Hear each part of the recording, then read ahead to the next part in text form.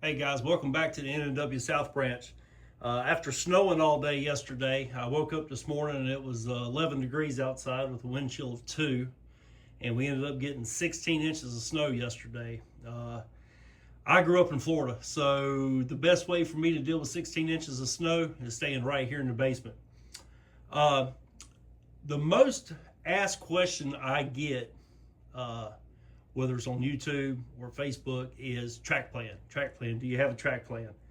And I do have the track plan posted a couple places on Facebook, N&W South Branch. I do have it there. The layout was featured on trains.com segment called Built by Others. They did not post a track plan there, but I'm supposed to be in the pages of MR at some point. I've done the article, I've shot the pictures, and they did publish they do have a track plan that I guess will be published with the articles. However, I do not have permission to share that. That is property of Firecrown Media and is solely theirs until at least the layout gets published, if it ever does get published. Sometimes you get in the database or sit in the queue and they never publish them. I'm hoping it makes the pages of MR, but if it doesn't, I won't be disappointed. I'm fine either way. Another question I get a lot is basically the specifics of the layout. How tall, how big. I got a pretty good sized basement down here. The basement measures in roughly 30 by 60, 30 by 65. As I said yesterday, when I designed this layout, the last thing I wanted to do was come down here and fill the layout fill the basement full of layout. I wanted a layout that I could get up and running pretty quick, get scenery started pretty quick, and start hosting operating sessions pretty quick. It took me a while to host the operating sessions, as I talked about yesterday, but they are happening, and we will be hosting more of them, especially when the spring and summertime months roll around. The main layout is a peninsula design. It measures out at 5 by 18 feet and stands 50 inches high. It is a point-to-point layout. I did have a provision for continuous running back when I first built the layout. I never used it. So it was nice for breaking in equipment and, watching the train run through the scenes a couple times. But after about 2 laps around the layout, it kind of got boring and kind of lost its appeal. So with the expansion south to Dismal, I took the continuous run feature out, and so the layout is a true point-to-point layout. All the track is Atlas Code 83. I did use a couple of the Walthers Code 70 pieces of flex track for a couple of the coal loadouts. To me, I really couldn't tell the difference between the 70 and the 83. Once it got painted and ballasted and put into service, I really couldn't tell the difference. And the Atlas Code 83 flex track was a lot cheaper. I got all my track from Iron Planet Hobbies. So I use Code 83 or Atlas Code 83 exclusively across the layout. All the turnouts, with the exception of Dismal, is all the Walthers Code 83 number 6s. Number 6 is the standard on everything down here. Minimum curve radius is a 24. I like the tight radiuses for the Appalachian theme layout. It definitely, to me, has the right feel. It does limit what I can run down here, but it's a small N&W coal branch. I don't need to be running auto racks or pig flats through here or passenger trains through here. My standard is a 70-ton N&W coal hopper, and I have a boatload of them. And I can finally say I just put the last 3 kits together Friday, and I think I finally have enough 70-ton N&W coal hoppers. The North Staging Yard is a stack staging yard. On the lower level over there represents the northern connection with the N&W Buchanan branch at a location called Race Fork. The Staging yard there is 4 tracks. The bench work is basically 2 feet by 14 feet across that back wall. And the top level represents Painesville, West Virginia. And it's a small 3-track staging yard and is the same size at 14 feet. The south end of the layout is Dismal, Virginia. Dismal Yard is a prototypical place. It is basically where the Buchanan branch, the Buchanan extension, and the Dismal Creek branch all came together. A lot of people know Dismal, which is actually located in Van Zant, Virginia, is where the Jewel coke ovens were. As you can see in the bottom left corner is a bridge over the staging yard. That is the eastbound lane of US 460. If I ever decided to model the coke ovens would be located just to the east, south on the layout, on the other side of US 460.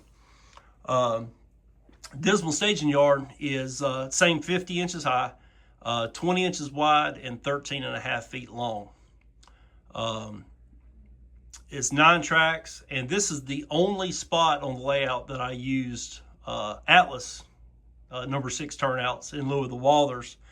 A couple buddies of mine had posted that they were having some issues, specifically in the points on the Walthers turnouts, being out of gauge and causing a lot of derailments.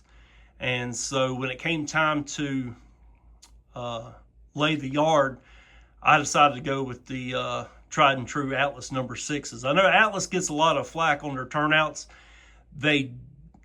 For me, I've never had a problem out of them. A lot of people say they do.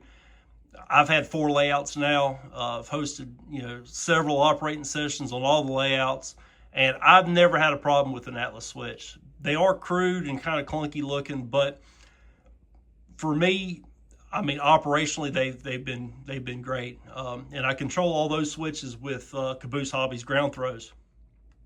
When it comes down to the track plan for the South Branch, I basically did not come up with this. This is the first layout that I've ever had that was set in Appalachia. I've long had a love affair with the Appalachian region, coal railroading, the Appalachian railroading. And so I knew when it came time to build a new layout, I had to model Appalachia.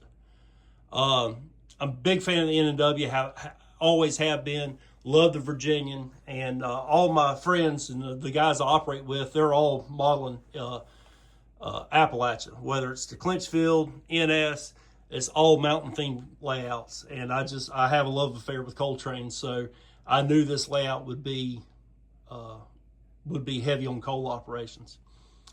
When I sat down to do the research on what I wanted to model, I was drawn to MR's Virginian project layout. And I wanted to take a stab at building that layout, but I wanted to put my own spin on it. I wanted to make it bigger, give it more operation, and there was a lot of aspects of that project layout that I just really didn't like.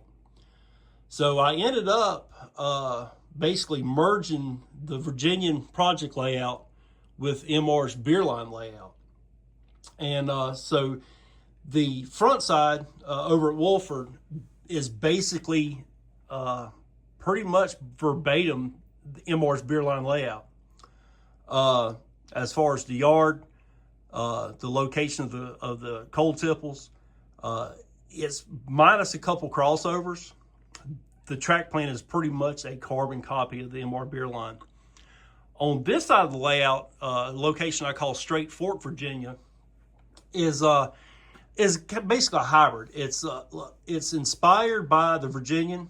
It kind of meanders, the branch line up to Painesville kind of mimics the Virginian project layout, but I just kind of put my own spin on it and rearranged a few things to kind of fit the needs of what I wanted to accomplish down here. Total mainline run from point A to point B for the South Branch proper, from Race Fork all the way down to Dismal, is about 75, 78 feet. Again, not a big layout. Then the Painesville branch going up to Painesville, West Virginia, accounts for about an additional 25 to 30 feet of mainline run. So that's why I like to run smaller trains, so I can run more of them. I feel like I'm covering more ground running more trains, and it definitely adds to the operational value of the layout. So about 78 feet on the South Branch, 25 to 30 feet on the Painesville side, and that accounts for the trackage over what I dubbed the cozy corner, as well as I got about 8 foot, 9 foot of hidden trackage that goes behind the water heater in the furnace to get to Dismal. So there you have it, guys. That's just a brief rundown of kind of what the layout's all about, how it's built, the measurements of it, and a little bit of history about how the track plan came to be.